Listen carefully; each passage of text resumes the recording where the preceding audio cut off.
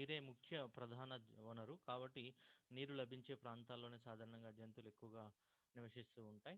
అది జీవి దేహాన్ని పరిశీలిస్తే జీవి దేహంలో సుమారు 90% వరకు నీరే ఉంటుంది. అంతా 90% వరకు నీరే ఉంటుంది సాధారణంగా జీవి దేహంలో. అదేవిధంగా భూమి మీద ఉన్నటువంటి నీటిలో 97% సముద్ర నీరు ఉంటే 3% మాత్రమే మంచినీరు ఉంటుంది. ఈ 3% మీద మాత్రమే జంతువులు నీటి కోసం ఆధారపడతాయి. అయితే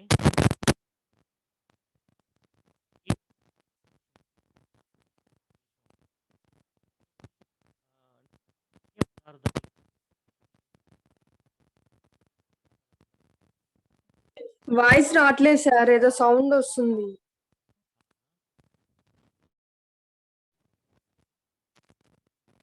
లేదా వినిపిస్తలేదు సార్. ఒక్క నిమిషం.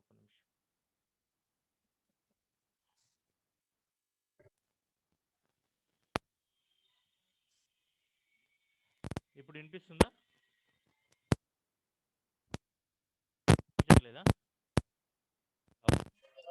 సౌండ్ వస్తుంది సార్.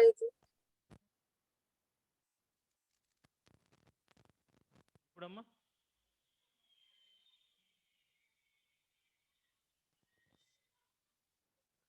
ఇప్పుడు సౌండ్ వస్తుంది సార్, వాయిస్ కూడా వినపడట్లేదు.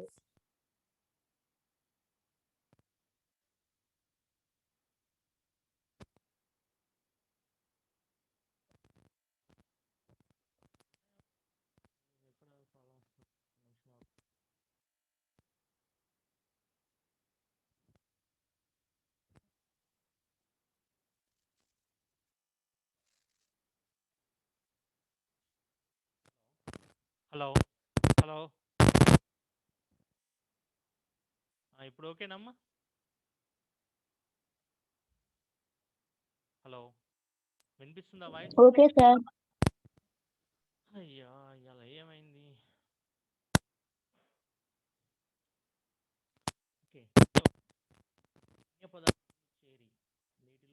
సౌండ్ వస్తుంది సార్, వినిపిస్తలేదు.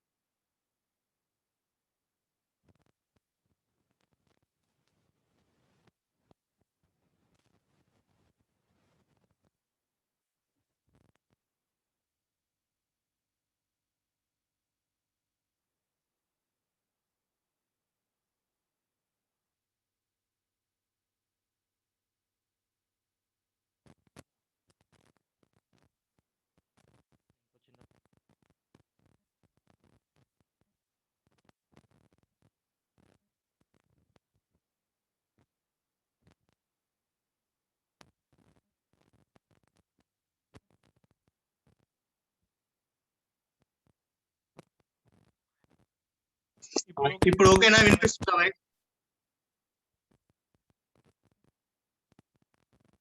వినిపిస్తుందమ్మా వాయిస్? వినిపిస్తుంది సార్, కొంచెం సౌండ్ వస్తుంది సార్. సౌండ్ వస్తుంది.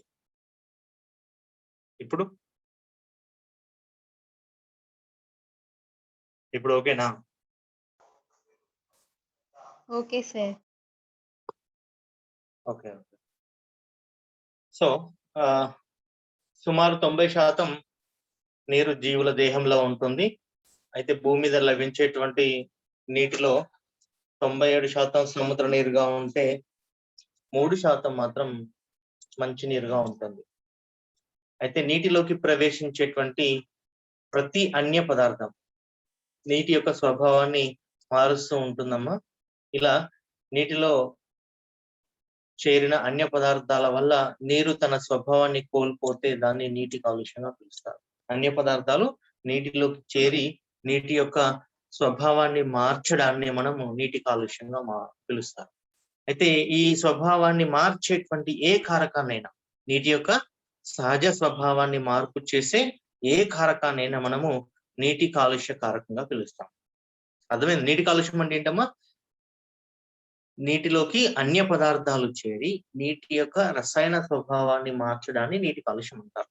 ఇలా నీటి యొక్క స్వభావాన్ని మార్చే ఏ కారకాన్నైనా మనం ఏమంటాము? నీటి కాలుష్య కారకాలు అంటారు. సాధారణంగా నీటి కాలుష్యం అనేది అభివృద్ధి చెందిన దేశాల్లో, అభివృద్ధి చెందుతున్న దేశాల్లో సాధారణంగా ముఖ్య సమస్యగా మారింది. భారతదేశం కూడా ఒక అభివృద్ధి చెందుతున్న దేశం కాబట్టి భారతదేశంలో కూడా నీటి కాలుష్యం అనేది ఒక ముఖ్యమైన సమస్య. అయితే మన దేశంలో చాలా రకాల మంచినీటి ఆవరణ వ్యవస్థలు, నీటి ఆవరణ వ్యవస్థలు అయినటువంటి నదులు కావచ్చు, లేకపోతే చెరువులు కావచ్చు, కుంటలు కావచ్చు, సరస్సులు కావచ్చు, ఇవన్నీ కూడా పరిశ్రమలు విడుదల చేసేటువంటి వ్యర్థాలతో, మురుగు పదార్థాలతో నింపబడి అవి తీవ్రంగా కాలుష్యానికి గురి అవుతున్నాయి. అయితే నీరు ఎప్పుడు మలినం చెందిందని చెప్తారంటే నీటిలో 0.1% మలినం ఉన్నా కానీ అది నీటి కాలుష్యానికి కారణంగా పిలుస్తాం. ఓకేనా? నీటి కాలుష్యం అంటే ఏంటి? నీటిలో మలినాలు 0.1% ఉన్నా అది నీటి కాలుష్యం ఉన్నటువంటి నీరుగా చెప్పడం జరుగుతుంది. అయితే నీటి కాలుష్యం కలిగినటువంటి నీటిలో ఉండే కొన్ని పదార్థాల విషయానికి వచ్చేస్తే 3 రకాల పదార్థాలు ఉంటాయమ్మా. 3 రకాల మలినాలు ఉంటాయి నీటి కాలుష్యాన్ని కలిగినటువంటి నీటిలో. అందులో ఒకటి అవలంబ ఘన పదార్థాలు, రెండవది కొలాయిడల్ పదార్థాలు, మూడోది కరిగి ఉన్న పదార్థాలు.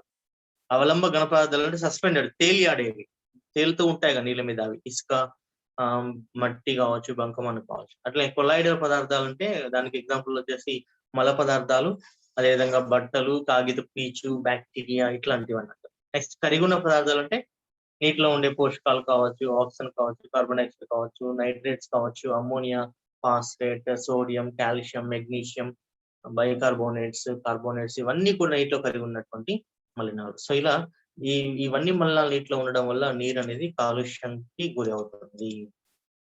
అయితే మీకు సిలబస్ లో ఏముంది అంటే నీటి కాలుష్యం అంటే ఏంటి, నీటి కాలుష్యాన్ని కలిగించేటువంటి వివిధ కారకాల గురించి ఉంది మీకు. అందులో ఫస్ట్ చూద్దాం. నీటి కాలుష్యాన్ని చాలా రకాల కారకాలు కలిగిస్తాయేమో. అందులో వచ్చేసి గృహ సంబంధ వ్యర్థాలు అంటే ఇంట్ల నుంచి విడుదలయ్యే వ్యర్థాలు, అదేవిధంగా పారిశ్రామిక వ్యర్థాలు, పరిశ్రమల నుంచి విడుదలయ్యేటువంటి వ్యర్థాలు, వ్యవసాయ సంబంధ వ్యర్థాలు, అదేవిధంగా రేడియో ధార్మిక వ్యర్థాలు, అదేవిధంగా ఉష్ణ కాలుష్యము, అదేవిధంగా ఆయిల్ స్పిన్ లేదా నూనె ఒలికిపోవడం. ఈ 5-6 కారకాలు నీటి కాలుష్యాన్ని కలిగించేటువంటి ప్రధాన కారకాలు. వీటి గురించి ఒక్కొక్కటిగా చూద్దాం. అందులో ఫస్ట్ చూద్దాం గృహ సంబంధ కారకాలు.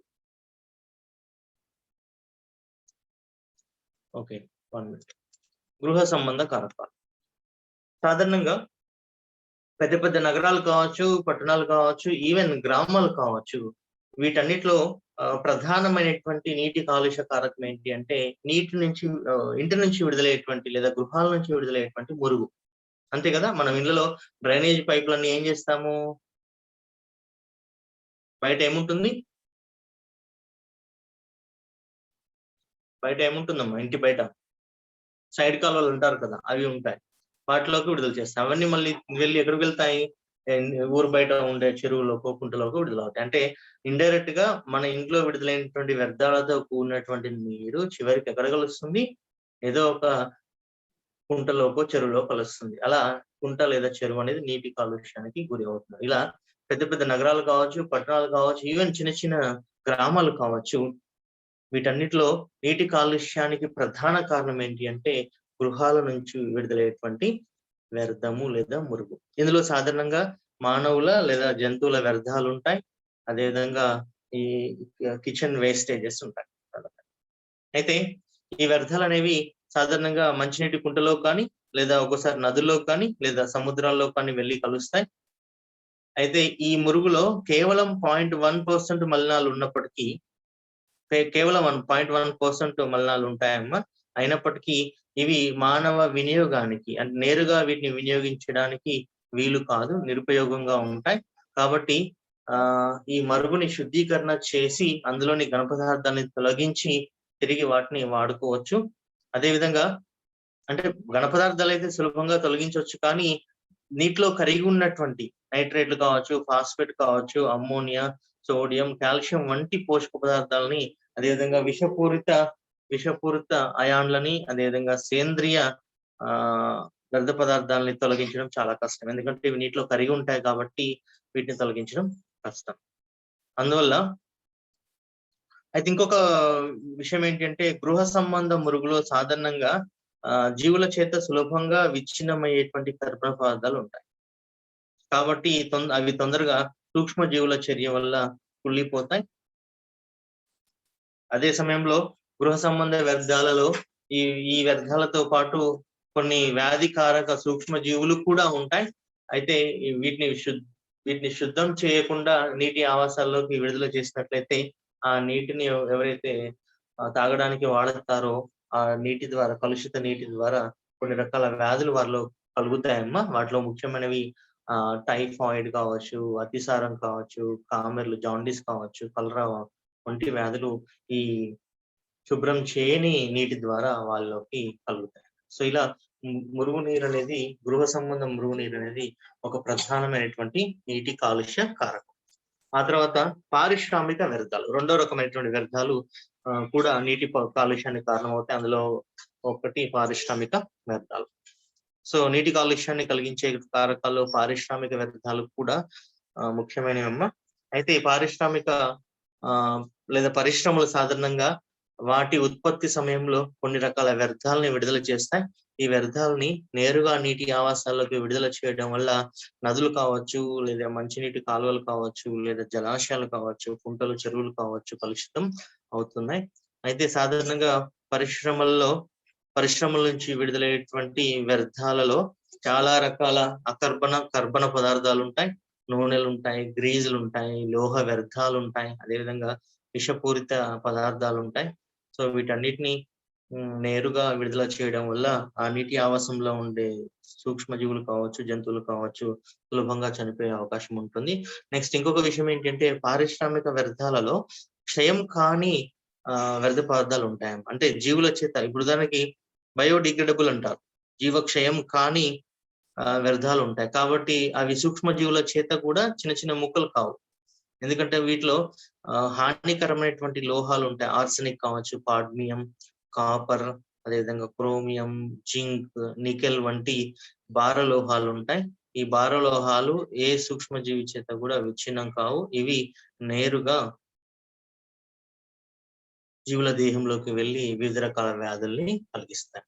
అదేవిధంగా పారిశ్రామిక వ్యర్థాలు నీటితో కలిసినప్పుడు ఆ నీటి యొక్క బిఓడి అంటారు, బయాలజికల్ ఆక్సిజన్ డిమాండ్ కానీ, లేదా సిఓడిని లేదా కెమికల్ ఆక్సిజన్ డిమాండ్ కానీ పెంచడం ద్వారా ఆ నీరు అనేది త్రాగడానికి ఉపయోగకరంగా ఉండదు. అదేవిధంగా పరిశ్రమలు విడుదల చేసేటువంటి వ్యర్థాల వల్ల ఆ పరిశ్రమల చుట్టూ నివసించేటువంటి జంతువులు లేదా మనుషులలో వివిధ రకాల వ్యాధులు ప్రబలేటువంటి అవకాశం కూడా ఉంటుంది. సో అది పారిశ్రామిక వ్యర్థాలు. నెక్స్ట్ వ్యవసాయ సంబంధ వ్యర్థాలు. సో మనది వ్యవసాయ ఆధారిత దేశం కాబట్టి, అంటే మనకు ప్రధానమైనటువంటి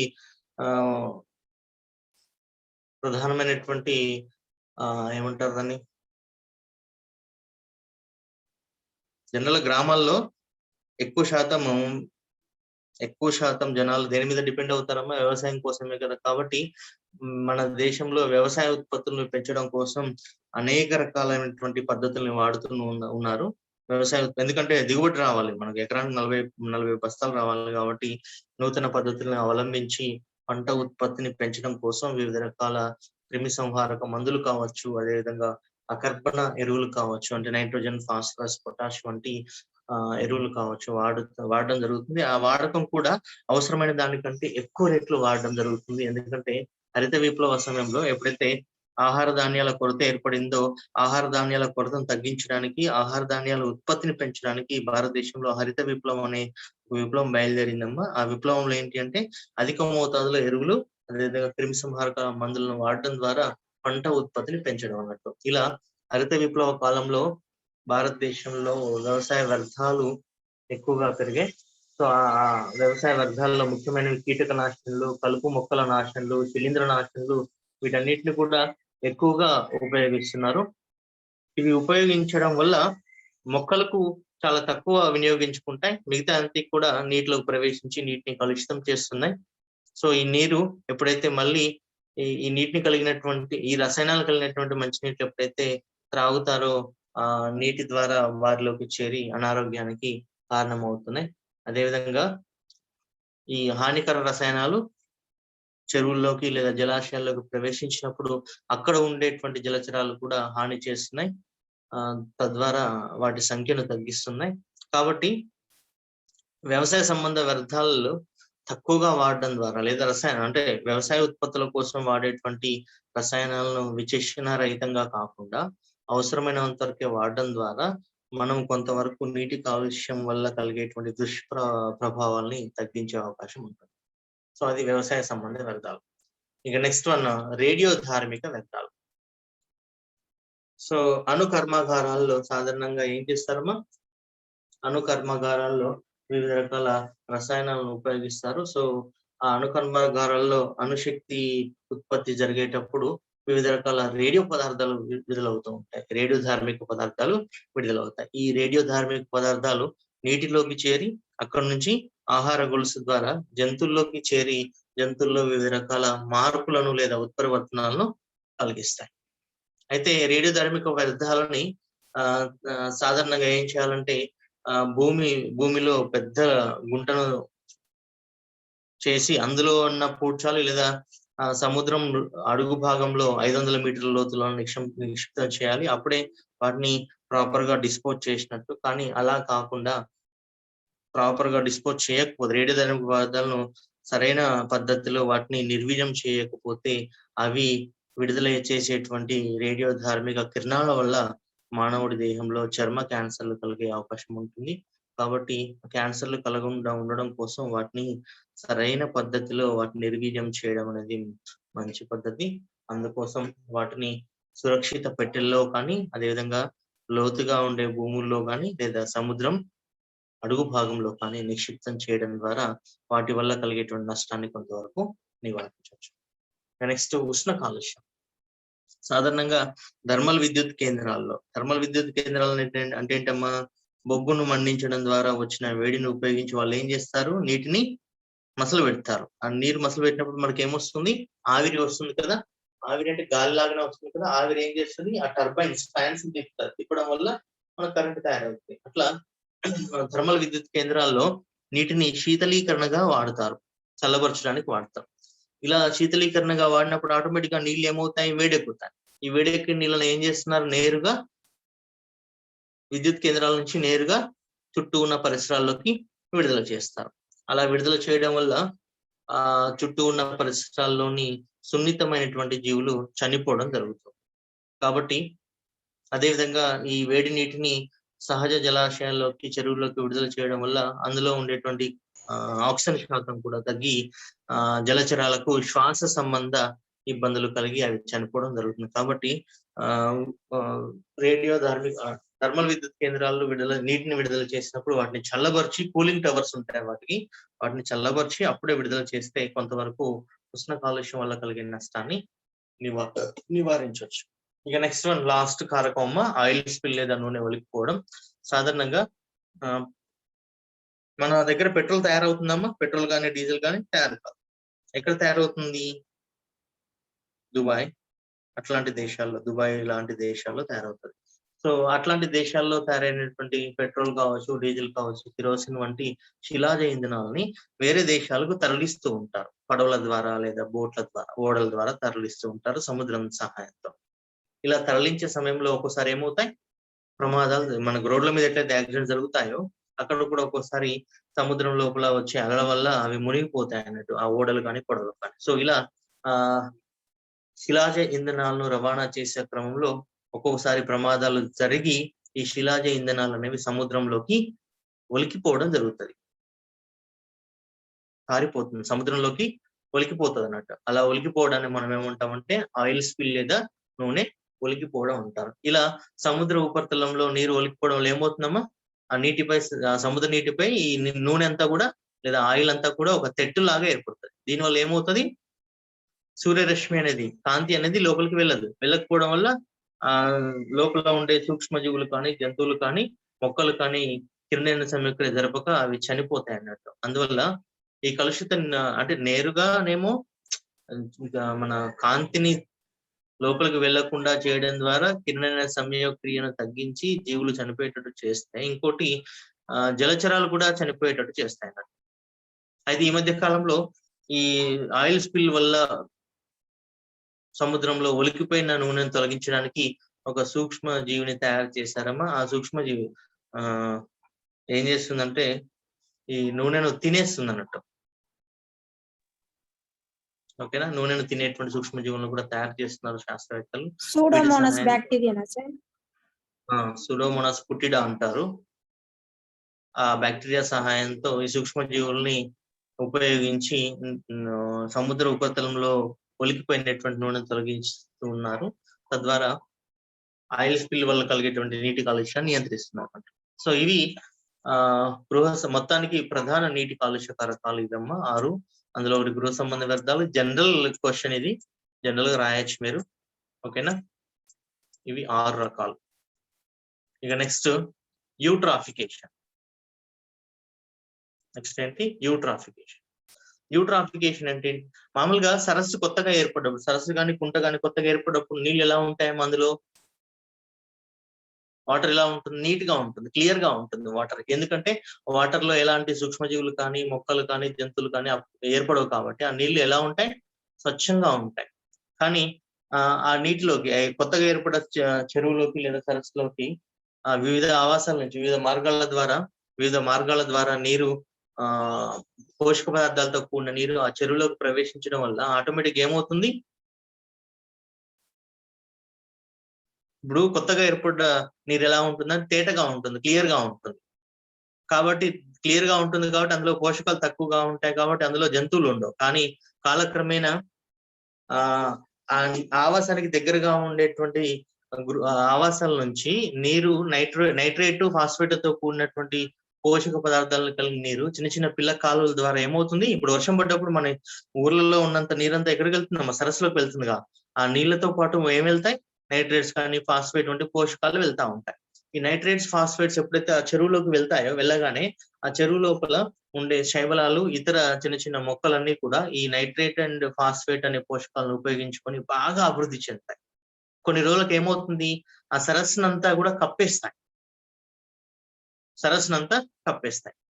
ఫస్ట్ ప్లెయిన్ గా క్లియర్ గా ఉన్నటువంటి చల్లగా క్లియర్ గా ఉన్నటువంటి సరస్సు కాస్త ఈ నైట్రేట్ ఫాస్ఫేట్ వంటి పోషక పదార్థాలు చేరడం వల్ల ఏమైంది? సరస్సు అంతా కూడా సూక్ష్మజీవి శైవలాలు ఇతర మొక్కల అభివృద్ధికి తోడ్పడింది. తద్వారా ఆ సరస్సు అంతా కూడా నిండిపోతుంది. కాలక్రమేణా అవేమవుతాయి? అవి చనిపోయి అడుగు చేరుతా ఉంటాయి. అలా చనిపోయిన కొద్దీ అడుగు చేరుతున్న కొద్దీ అడుగంతా కూడా ఏమవుతుంది? బురదతో, ఇసుకతో, డెబ్రిస్ తో, హ్యూమస్ తో నింపబడి చివరికి సరస్సు ఏమవుతుంది? లోతు తగ్గుతా ఉంటది. ఇవి చనిపోతున్న కొద్దీ లోతు తగ్గుతా ఉంటుంది. ఓకేనా, తర్వాత కాలక్రమేణా ఏమైంది? లోతు తక్కువగా ఉండే సరస్సు ఏర్పడింది. దీన్నే మనం యూట్రాఫికేషన్ అంటే సింపుల్ గా చెప్పాలంటే వివిధ మార్గాల ద్వారా నీటిలో పోషక పదార్థాలు పెరిగి సరస్సులో సహజమైన వార్ధక్యం ఏర్పడడాన్ని యూట్రాఫికేషన్ అంటారు. అంటే ఫస్ట్ ఏర్పడేదేమో స్వచ్ఛంగా లోతు ఎక్కువ ఉంటుంది సరస్సు, కానీ కాలక్రమేణా అందులో సూక్ష్మజీవులు అదేవిధంగా శైవలాలు అదేవిధంగా మిగతా మొక్కలు పెరగడం వల్ల ఏమవుతుంది? అది కొంచెం లోతు తగ్గి వార్ధక్యాన్ని పొందుతుంది. దాన్ని మనము యూట్రాఫికేషన్ అంటారు. అయితే మానవ కార్యకలాపాల వల్ల కూడా వార్ధక్యం కలగొచ్చమ్మా. ఇలా మానవ కార్యకలాపాల వల్ల జరిగేటువంటి వార్ధక్యాన్ని మనము త్వరిత యూట్రాఫికేషన్ లేదా కల్చరల్ యూట్రాఫికేషన్ అంటారు. ఓకే, అది యూట్రాఫికేషన్. ఇక నెక్స్ట్ వన్ నీటి వనరుల యాజమాన్యము సంరక్షణ. అయితే మంచినీటి వనరులను సాధారణంగా కలుషితం కాకుండా సంరక్షించవలసిన అవసరం ఎంతైనా ఉంది. ఎందుకంటే మొత్తం భూమి మీద ఉన్న జీవరాశులన్నిటికీ కూడా మూలాధారం నీరు కాబట్టి వాటిని కలుషితం కాకుండా కాపాడవలసిన అవసరం మానవుడిపై ఎంతైనా ఉంది. అయితే నీటిని కాలుష్యం కాకుండా చూడడానికి అనేక రకాల పద్ధతులు ఉన్నాయమ్మా. అందులో కొన్ని పద్ధతుల గురించి మనం చూద్దాం. ఓకేనా, అందులో మొట్టమొదటి చూసినట్లయితే రసాయన శుద్ధీకరణ. అంటే పరిశ్రమలు విడుదల చేసేటువంటి వ్యర్థ పదార్థాలను నేరుగా ఆవాసాల్లోకి విడుదల చేయకుండా అందులోని హానికరమైనటువంటి వ్యర్థ పదార్థాలను శుద్ధీకరణం చేసి శుభ్రం చేసి ఆ తర్వాతనే విడుదల చేస్తే కొంతవరకు ఆ నీటి వల్ల కలిగే కాలుష్యాన్ని తగ్గించవచ్చు. అదేవిధంగా వ్యవసాయ సంబంధ ఎరువులను, పురుగు మందులను విచక్షణ రహితంగా వాడకుండా వాటిని ఎంతవరకు వాడాలో అంతవరకే వాడడం ద్వారా కొంతవరకు ఈ నష్టాన్ని తగ్గించవచ్చు. అదేవిధంగా మనం బట్టలు ఉతికే టైంలో డిటర్జెంట్స్ వాడతాం కదా, సింథటిక్ డిటర్జెంట్స్.